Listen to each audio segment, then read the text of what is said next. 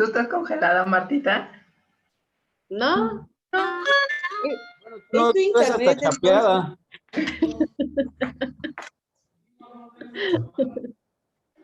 La luz. Ok, pues bueno, empezamos, ¿no? Ujú. Bueno, pues buenos días una vez más a este taller de los sábados. Bienvenidos todos. A nombre de Ricardo Ballesteros y la Clínica Pinar del Bosque, pues le damos la bienvenida. Hoy tenemos con nosotros una psicóloga que es parte del staff. Ella es Alejandra Flores Ocampo. Y bueno, les platico un poco de ella. Ella es maestra en psicología, obtiene la licenciatura y maestría por parte de la UAM. Y bueno, es especialista en temáticas como adicciones, manejo emocional, violencia, autoestima, tanto con niños, adolescentes y adultos. Y bueno, pues forma parte del staff de Pinar del Bosque. El día de hoy nos va a compartir un tema que es ganancias secundarias en la familia con consumo. Y pues bueno, bienvenida Alejandra. Muchas gracias. Gracias, Marta. Buenos días a todos. Bueno, el día de hoy vamos a hacer la parte del taller un poco como en dos partes. La primera va a ser de esta parte teórica y lo que significa, y en la segunda parte, como es en los demás talleres, hice al final unos ejercicios de reflexión en los que me gustaría que ustedes pudieran, a medida que se permitan, compartirnos las reflexiones a las que ustedes estén llegando a cabo en este taller, ¿no? Entonces, bueno, el tema, ganancias secundarias de la familia con el consumo. Vamos a empezar a definir lo que entendemos por una ganancia, o sea cual sea, ¿no? Es un beneficio o provecho que se obtiene de una cosa, es una cantidad de dinero que se gana.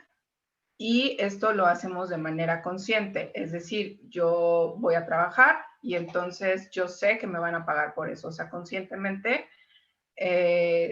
hago estas actividades, ¿no? Invertir, por ejemplo, en algún negocio o bienes raíces o lo que sea, siempre yo voy a esperar obtener una ganancia por eso que yo estoy haciendo. Entonces, ahora sí, ya definimos lo que es una ganancia, vamos a pasar a lo que es una ganancia secundaria. Bueno, la ganancia secundaria en psicología lo planteamos como un beneficio que obtiene la persona como resultado de la manifestación de un síntoma, ¿sí? Es inconsciente, algunas veces puede llegar a generar la comodidad. También podría catalogarse como, ahorita esta la voy a explicar más adelante, pero es un poco la justificación de, bueno, es una por otra, ¿no? Puede generar una resistencia al cambio, es decir, al cambio terapéutico o en cuestiones terapéuticas, que va a tener un impacto en la vida, ¿no?, de la persona. Y la ganancia secundaria, una vez que se hace consciente, si la conducta sigue, entonces ya no hablaríamos de una ganancia secundaria como tal. Cuando se hace consciente ya hablaríamos de una manipulación o de la justificación de una acción, ¿sí? Entonces, bueno, este beneficio que obtenemos como resultado de un síntoma, como ya decíamos, es inconsciente. Podemos nosotros como personas hacer una serie de actitudes o tener actitudes, acciones, ¿no?, que lo que van a ocasionar es que los demás se muevan un poco como nosotros queremos, pero a la vez ellos también van a obtener ganancias secundarias. Entonces, con el consumo de mi familiar, puedo estar generando ganancias secundarias, ¿no? Porque muchas personas dicen, pero ¿cómo yo puedo ganar algo de que mi familia sea un adicto o de que mi familia esté en consumo? ¿Cómo es posible que yo pueda ganar algo? Bueno, la respuesta es sí. Ustedes pueden estar generando muchas ganancias secundarias. ¿Cómo puedo saber si son ganancias secundarias o no lo son? Bueno, porque puedes estar incómodo, incluso malhumorado, ante alguna situación o actitudes de los demás y aún así decidir quedarte en el lugar, ¿sí? Cuando, vuelvo a repetir, cuando ya lo haces de una manera más consciente, entonces ya se trata de justificas o manipulas la misma situación. Bueno, ok, entonces, ¿cuáles serían las ganancias secundarias? Las ganancias secundarias sería evitar responsabilizarte de tus acciones y de tu vida. Es mejor enfocarte, o sea, hablando de la parte del consumo, es mejor enfocarte en, entre comillas, salvar a tu familiar. De esa manera, él o ella serán culpables por las consecuencias de tu modo de vida, ¿sí? O sea, es decir, no, pues es que yo estoy muy desgastada porque mi hijo no deja de drogarse. Estoy sumamente preocupada, no duermo porque mi hijo no deja de drogarse, pero a la vez, o sea, más allá de que yo esté preocupada, no me hago responsable de mis acciones, de yo decidir seguirme preocupando por este familiar que tengo en la adicción, ¿no? Quedarse en el papel de víctima es otra de las ganancias, ¿no? Hay quienes no han aprendido a expresar sus necesidades o sus deseos y recurren a la queja, a todo el tiempo estarse quejando, o a causar lástima en los demás. Y entonces la ganancia en sí de esta misma situación es obtener, bueno, compasión, atención, la ayuda a los demás, y la parte de la víctima te posiciona en el papel de la pobrecita, ¿no?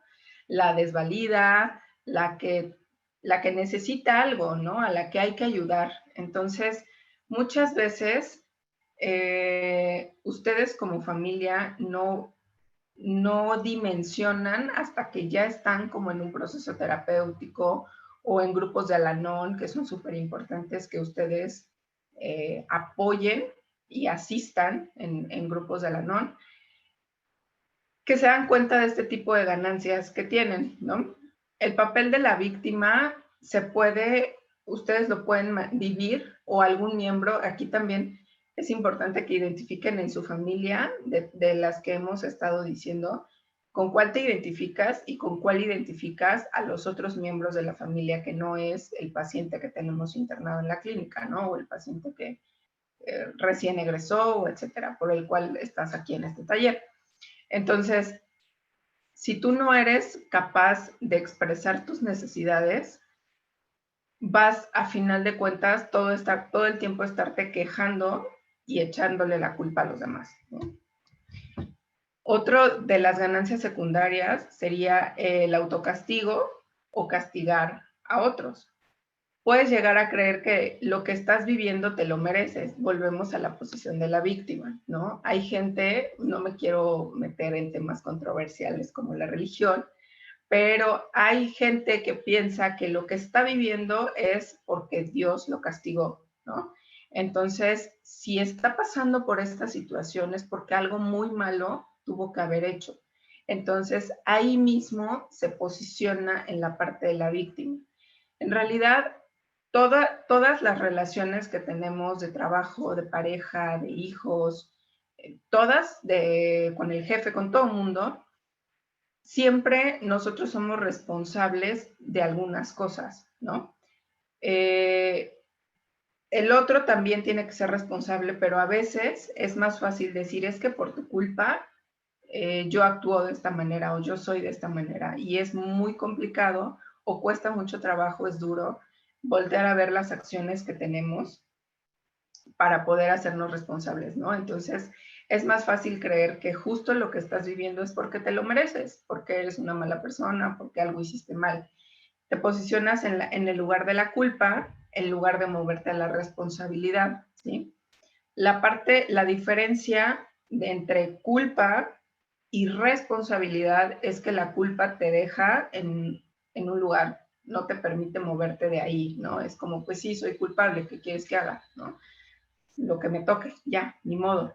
La parte de la responsabilidad te permite generar acciones para, a lo mejor no para resarcir, porque habrá algunos momentos de la vida en que no se pueda deshacer o resarcir lo que ya ocasionaste, pero también te va a generar aprendizaje. El aprendizaje te va a generar un cambio, ¿sí? La experiencia te va a dar esta parte de, bueno, si aprendiste, puedes generar este cambio.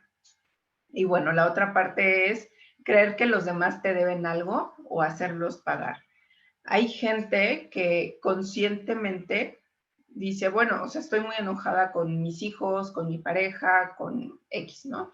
Entonces, yo los tengo, de alguna manera quiero que ellos paguen por esto que me hicieron, ¿no? Y genera ciertas actitudes que hace que el otro se sienta culpable de esta parte. ¿Sí? La última es evitar conflictos. Si no pones límites, nadie se enojaría contigo. Por tanto, no tienes que lidiar con esa sensación de conflicto y así evitarlos, ¿no? Muchas de las razones por las cuales nuestros pacientes están en un grado muy fuerte de adicción es porque no se les puso límites desde pequeños, ¿no? Hay algo que en psicología se llama frustración óptima, que eso es algo que tenemos que hacer con los niños. La frustración óptima implica que si un niño te pide un dulce, por alguna razón es un no, tienes que esperar, o sea, no te lo voy a dar ahorita o no te lo voy a dar, ¿no? Y el niño aprende que las cosas no se le dan cuando el niño dice, ¿sí? Y entonces esa frustración óptima va haciendo que el niño tenga mayor capacidad de tolerancia a la frustración, por supuesto. Entonces, las personas que no tienen límites o que nunca en su vida tuvieron límites y que en algún momento alguien se los quiere poner y esta persona o tu familiar, por ejemplo, que tú le dices, oye, no vas a hacer esto, no vas a hacer aquello, si quieres seguir como todas las indicaciones de la clínica, ¿no? Que somos los terapeutas como muy puntuales en decir, los límites son estos, tiene que seguir estas indicaciones, estas son las sugerencias, y cuando tu paciente sale o cuando tu familiar sale, tienes que seguir como con esta misma línea de los límites y a veces decir, no, es que se va a enojar, ¿no? Es porque antes cuando yo le ponía un límite, se ponía furioso. Entonces, inconscientemente, si yo no pongo un límite, el otro no tiene por qué enojarse conmigo. O sea, yo soy permisiva. Y aparte, me gusta, ¿para qué me meto en problemas, no? O sea, contigo siempre es pelea o con el familiar siempre es pelea. Pero en realidad, ahorita vamos a ver un poco cuáles son las ganancias secundarias del paciente con la familia. Las vamos a mencionar un poco como a grandes rasgos, ¿no? Pero entonces, estas situaciones de que no pones límites, de que te autocastigas o de que castigas a los demás, son importantes que tú las veas y el punto por el cual nosotros siempre sugerimos que se lleven a cabo las indicaciones, ¿no? Hablábamos ahorita de que el paciente también genera ganancias secundarias con ustedes. Antes de ver lo que él genera con el paciente, me gustaría poner algunos ejemplos para que te quede más claro sobre las ganancias que tú obtienes, ¿no? Sobre todo en esta época, que es época decembrina, ¿no? Que hay reuniones, que Navidad, que las posadas, etcétera. La familia es la que tendría que darle contención al paciente, ¿sí? Cuando sale de la clínica.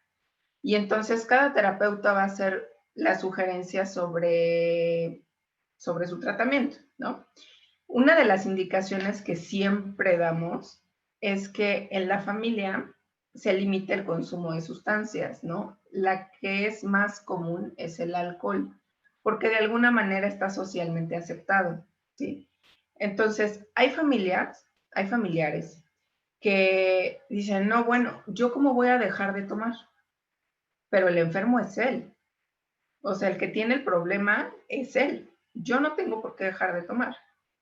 Ahora resulta que en las posadas o en Navidad o en Año Nuevo tampoco voy a poder brindar solo porque él está de esta forma, ¿no? Entonces, una de las ganancias secundarias del consumo es que tú tienes permitido tomar si tu paciente recae o consume, ¿no? Porque de lo contrario tendrías tú que darle cierta contención. Hay familiares que no están dispuestos a hacer esto, ¿sí? Que es, yo no voy a cambiar, o sea, yo de verdad no voy a hacer mi máximo esfuerzo para poder ayudar a mi paciente. Esa sería una de las ganancias secundarias, que tú también podrías seguir consumiendo. Otra de las ganancias secundarias sería un poco limpiarte la culpa que ya habíamos hablado, ¿no? Hay muchas personas que tienen o que han padecido de nuestros pacientes en algún momento abuso, y estoy hablando de abusos sexuales o abusos fuertes, ¿no? Entonces, a veces los papás se sienten culpables por este tipo de abuso y entonces le permiten al paciente, le permiten al paciente consumir, ¿no? Porque pobrecito, porque la está pasando muy mal, porque está deprimido, por una serie de cosas. Entonces, le permite. Otra ganancia secundaria, por ejemplo, sería el dinero. Económicamente, pudieras estar cómoda, ¿sí? O sea, cuando mi paciente consume, yo me enojo muchísimo, me pongo furiosa y después en él viene el cargo de conciencia o la cruda moral, como le llaman, ¿no? Y entonces yo después lo manipulo y lo chantajeo, es que tú te pones súper mal, eres súper agresivo, mira que hiciste aquello, mira que hiciste esto. Y entonces él, como se siente culpable, lo que hace contigo es comprarte cosas, darte regalos, o vamos aquí, llevemos a los niños allá, vámonos de vacaciones. Y entonces esa ganancia secundaria se convierte en algo muy cómodo. De alguna manera, no te conviene que tu familiar deje el consumo, porque quizá si tú expresas lo que necesitas y tus deseos, así de, oye, a mí me gustaría que me pusieras más atención, me gustaría que fueras más cariñoso, me gustaría que saliéramos con los niños de vacaciones. O sea, si tú expresas realmente lo que quieres, a lo mejor existe la posibilidad de que él te diga, no, sabes que no quiero, no puedo, etcétera, ¿no? Pero entonces esta forma de vivencia, este patrón de conducta, se hace de manera inconsciente hasta que alguien te lo hace ver, ¿no? Oye, estás muy cómoda en esta relación, tú también estás ganando algo. Y a veces, cuando nosotros estamos en terapia con ustedes, cuando les hacemos ver esta parte, para algunos de entrada es un poco molesto porque es, ¿cómo te atreves a decirme algo así? ¿Cómo crees que yo voy a estar ganando algo con mi familiar? Todo el tiempo estamos ganando cosas, todo el tiempo, ¿no? Incluso o sea, en esta parte también del dinero, se vuelve muy cómodo cuando el proveedor, eh, llámese papá, mamá, quien sea, el proveedor se deslinda de las situaciones, de lo que pasa con el paciente, y entonces la otra parte de la pareja o de los hijos o de los hermanos se tiene que hacer cargo de este familiar, ¿no? Entonces, la ganancia secundaria de ese proveedor es decir, es que yo trabajo, o sea, es que yo traigo todo a esta casa. Entonces, la que se tendría que hacer responsable eres tú, porque tú estás de lleno en el proceso, ¿no? Otra de las ganancias secundarias sería a nivel social,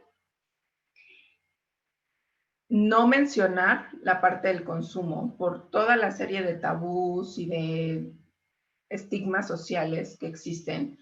El ser adicto o el tener un familiar adicto todavía genera un poco de ruido, como, oye, ya viste, o sea, no es algo socialmente aceptado.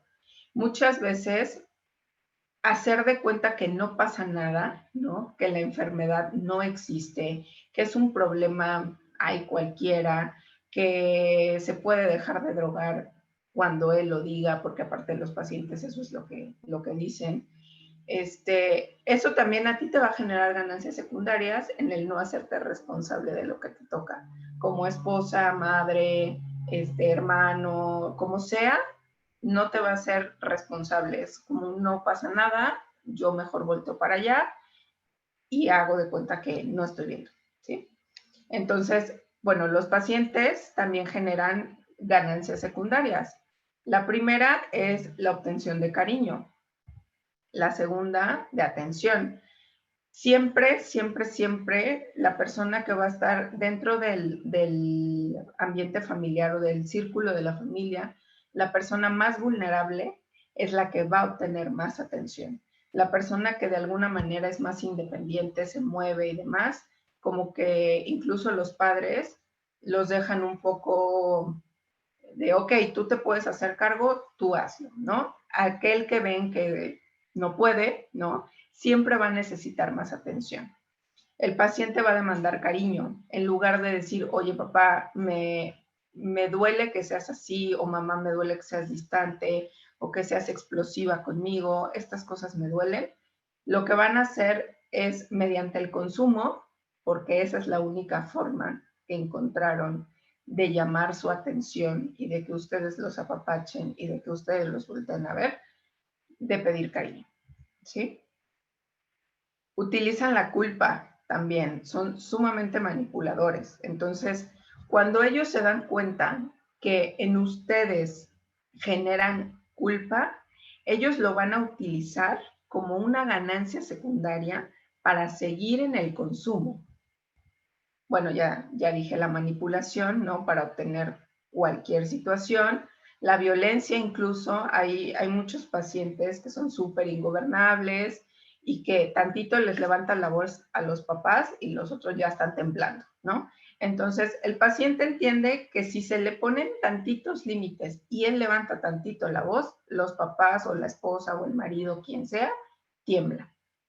Entonces, desde ahí es como, ok, encontré un recoveco para poder manipular, conseguir bien.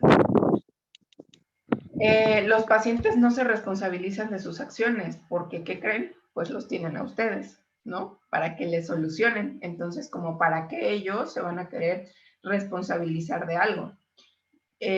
Yo siempre les digo, una de las características principales de una persona adulta es que es responsable, ¿sí? Responsable de su toma de decisiones, responsable porque a veces hay pacientes que es como, no, yo ya estoy grande, yo ya soy un hombre muy adulto, 35 años, ¿no?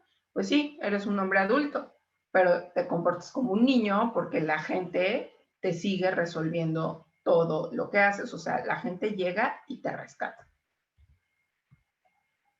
Bueno, ellos son dependientes emocionales. Siempre van a necesitar de alguien que esté ahí, que esté ahí. Y el codependiente, pues le encanta, es la mancuerna perfecta. Por eso se los repito, es importante que ustedes asistan a grupos de Al-Anon para que empiecen a trabajar la codependencia. Y bueno, un poco finalizando, el ejercicio de reflexión que me gustaría que hiciéramos ahorita y que quien quiera participar se los agradecería muchísimo. La primera es que pienses qué cosas positivas o qué ganas tú con que tu familiar sea adicto. Me gustaría que lo pensaras ahora, ¿sí? Y si no estás pudiendo tenerlo claro, me gustaría ayudarte también y Marta seguramente también te va a querer ayudar. ¿De qué o de quiénes dejo de ocuparme porque me ocupo de mi familiar adicto? O sea, el hecho de que mi familia sea adicto, mi familiar sea adicto, ¿de qué o de quiénes dejo de ocupar? ¿Sí? Ahora, Imagina que tú no tienes un familiar adicto, ¿sí? Que esta sintomatología o este estar preocupado, o sea, esto no existe, ¿sabes? Imagina que no lo tienes. ¿Qué cambiaría en tu vida? ¿De qué tendrías que hacerte responsable? Toma conciencia de tu necesidad y encuentra formas más sanas de lograrlo. Las ganancias secundarias vienen basadas en necesidades. Yo necesito sentirme querida, yo necesito sentirme reconocida, necesito sentirme de muchas formas. Ok. Toma conciencia de esta necesidad que tienes y encuentra formas más sanas de que tú puedas lograr esta parte de encontrar la necesidad o el deseo vinculado a otra forma, ¿sí? Esto se logra a través de un proceso terapéutico. Por eso es muy importante que cuando la terapeuta o el terapeuta que está encargado del proceso de tu familiar, si sugiere proceso individual para los otros miembros de la familia, es importante que se tome, porque nosotros detectamos cuándo es necesario que la familia refuerce y que la familia trabaje, y exactamente qué miembros de la familia tendrían que hacer esto, ¿sí? Ahí. Ese lo voy a dejar ahí por si quieres copiar las preguntas. ¿Alguien tiene alguna pregunta? ¿Alguien que quiera compartir? Pueden levantar la mano o abrir su micrófono si quieren.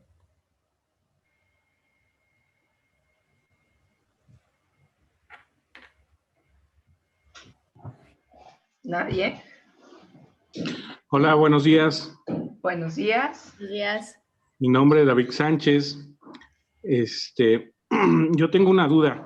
No tengo realmente bien definido qué es codependencia. No sé si me puedes explicar un poquito más, doctora Alejandra, qué es la codependencia y qué soluciones se pueden hacer para no tener este problema. Ok. A ver, la parte de la codependencia viene cuando todo el tiempo necesitas estar rescatando a alguien o haciendo algo por alguien, ¿sí? En este caso del familiar adicto, yo decía, bueno, ellos son dependientes y todo dependiente necesita un codependiente. Es la mancuerna maravillosa. Entonces, ellos necesitan a alguien que los ayude y tú necesitas a alguien a quien ayudar, ¿sí? Básicamente es buscar a quién estar ayudando todo el tiempo. Te encontraste con un dependiente, la forma en la que se puede contrarrestar es darte cuenta, y esto se logra mediante un proceso terapéutico o asistir a grupos de Al-Anon, ¿sí? Esto se logra cuando tú empiezas a aperturarte conscientemente de las conductas que estás teniendo y que todo aquello que tu vida está girando en torno al otro, estás dejando de vivir, ¿sí? Todo lo estás dando para el otro, todo para el otro, todo para el otro. Y entonces el desgaste es yo, no, o sea, ¿qué estoy haciendo con mi vida? Todo te lo estoy dando a ti. Y entonces entramos a esta parte de las ganancias secundarias, de responsabilizarse, de echarle la culpa al otro, de no responsabilizarse y demás. Entonces, no sé si fui clara, David, o necesitas que sea más extensa. No, sí me queda claro, pero entonces ahí por decir, los dos tenemos un problema, tanto yo, que lo protejo, se puede decir así, y él que necesita que alguien lo esté protegiendo. Entonces, ahí son dos problemas, tanto yo lo tengo que atender y también él, para que él, de algún modo, no sienta que necesita siempre de mí, que también puede ser independiente, ¿verdad? Uh-huh. Okay. Exactamente. Y sobre todo a poner el límite, porque a lo mejor el otro nunca aprende que ya no necesita de ti. Pero mientras tú aprendas que le vas a dar en medida que puedas darle y con un límite, eso es lo más sano, porque la realidad es que todos en algún punto somos dependientes, ¿no? Nada más habrá que ver y la diferencia radica en el límite. A ver, yo puedo darte hasta aquí, porque hasta aquí puedo. Si te doy más, me desequilibro, ¿sí? Okay. Ya me dejo de dar a mí mismo si te doy más. Y no se trata de darte más a ti y menos a mí.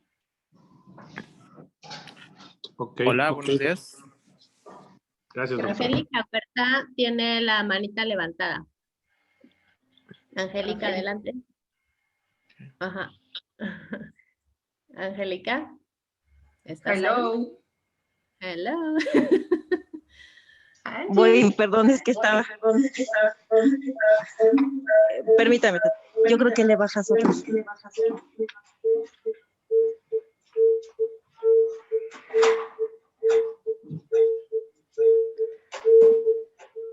Hay una disculpa, es que como estamos mi esposo y yo y cada quien tiene su teléfono, entonces se hace ruido ahí como extraño. ¿Sí me escuchan? Sí. Sí, adelante. Okay. Bueno, ahorita con lo que decía Alejandra, bueno, yo desde ayer no tomé la terapia individual y, oh sorpresa, me doy cuenta, bueno, ya más o menos me daba yo una idea, ¿no? De por dónde iba.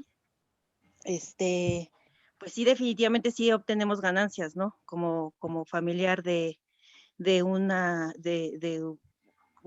enfermo en adicciones, pues sí, yo creo que mi ganancia es precisamente esa, no hacerme cargo de mi propia vida, ¿no? Entonces pareciera que muchas ocasiones ya toda nuestra vida o de un tiempo para acá toda nuestra vida ha girado en torno a mi hijo. E incluso hasta, así lo hemos hablado, ¿no? Mi esposo y yo en algún momento de decir, pues vamos a tener que vivir con él así toda la vida, ¿no? Y cuidándolo. Entonces, pues sí, definitivamente sí es, darte cuenta de eso, pues no ha sido nada sencillo. Sí, pues sumamente doloroso, pero finalmente también en mí ahorita y en mi familia creo que nos está dejando, pues estamos como viendo apenas la luz, ¿no? De entender cómo es esta situación de las adicciones, que todos somos parte de ella. Somos una familia codependiente y todos obtenemos ganancias de una o de otra forma, ¿no? Y ahorita que hacían la pregunta esta de ¿qué harías si o algo así, no? Si no existiera o si se acabara la adicción, pues obviamente yo, en mi caso, tendría que ir tomando decisiones. Y quizá eso me genere mucha angustia, ¿no? Mucho miedo también, porque pues ahorita todo va encaminado hacia él y eso incluso nos ha impedido ir tomando decisiones para un buen desarrollo en nuestra familia, ¿no? Llevar una vida pues más sana, más tranquila. Y pues estamos inmersos en esto, ¿no? Y no nos dábamos cuenta así del todo de que pues todo está girando en torno a él, ¿no? Y cada uno de nosotros hemos ido dejando muchas cosas a lo largo de esto. Ok, muchas gracias. ¿Alguien más? Aquí hay Bueno, una pregunta. sí. Ajá. Hola, ¿cómo están? Hola, adelante, Memo. Hola. Ay, ¿Sí? hola, bueno, sí, yo quería comentar que yo pues era inconsciente de que yo era codependiente con mi hermano. Entonces yo tiene poco que a través de la terapia pude identificar eso y creo que es algo que a lo mejor a muchas personas les pudiera estar pasando. Es un patrón que yo tenía inconsciente, que yo trataba siempre de estarlo rescatando, sus problemas, ¿no? Desde la escuela. Entonces, a medida que crecimos, pues luego entró esta enfermedad de adicción y pues también, entonces, eh, fue muy complicado detectarlo porque yo pues quería hacer lo mejor para él, ¿no? Que creo que es lo que muchas personas de aquí queremos, hacer lo mejor para nuestro familiar. Sin embargo, eso no era lo mejor, ya descubrí, porque eso le estaba quitando yo responsabilidad de su vida. Y yendo con respecto a este tema de la reflexión, yo también me estaba evitando de hacer mi vida, ¿no? De mi vida de pareja, de trabajo. Entonces me consumía mucha energía y de repente, pues sí, eso me estaba como un poco quitando espacio personal. Y ya, traté de darle un poco de límites, o más bien de establecer límites ya bien y tener carácter, para poder, porque antes pues me dolía el corazón, ¿no? De que él me pedía ayuda y yo no podía, pues era lo que me ganaba, pero la emoción, más que nada. Pero al final descubrí que era algo mío, no era de él. Entonces, ponerle los límites a él le está ayudando.